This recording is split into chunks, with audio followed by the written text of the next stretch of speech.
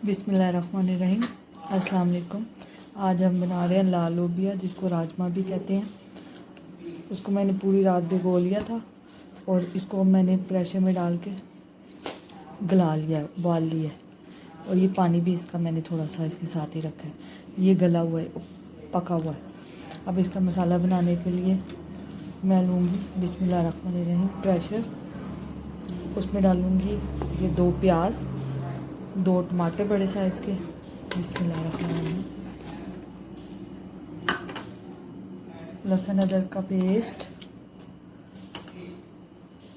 2 चम्मच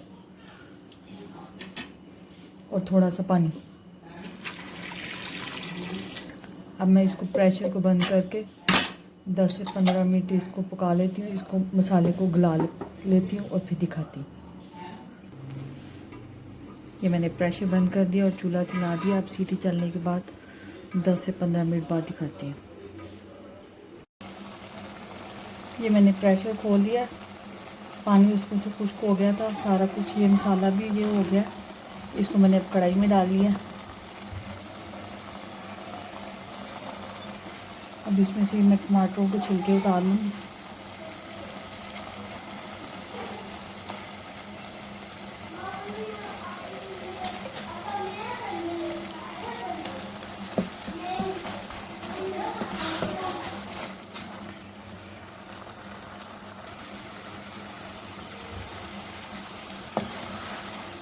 इनका पानी खुश्क हो गया। अब इनमें मैं मसाले डालूँगी।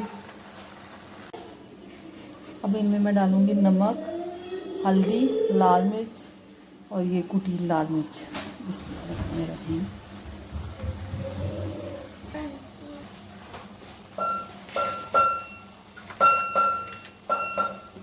अब इसमें ऑयल डाल देती हूँ थोड़ा सा, ये 2-1 चम्मच। और इसको अच्छी तरह भून के ना मैं दिखाती हूँ।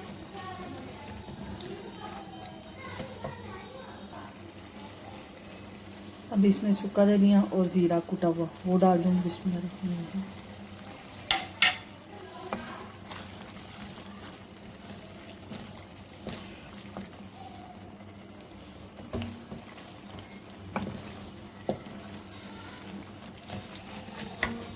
और 1 मिनट इसको अच्छी तरह भून के फिर मैं आपको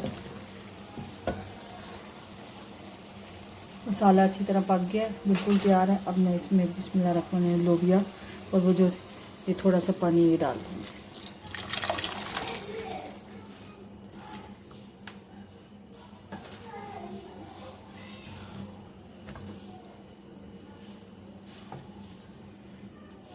और अब इसको हल्की आंच पे मैं 10-1 मिनट पका लेती और फिर मैं आपको दिखाती।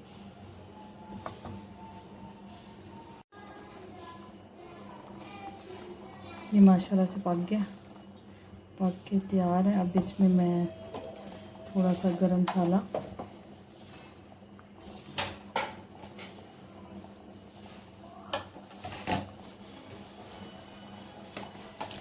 और हरा धनिया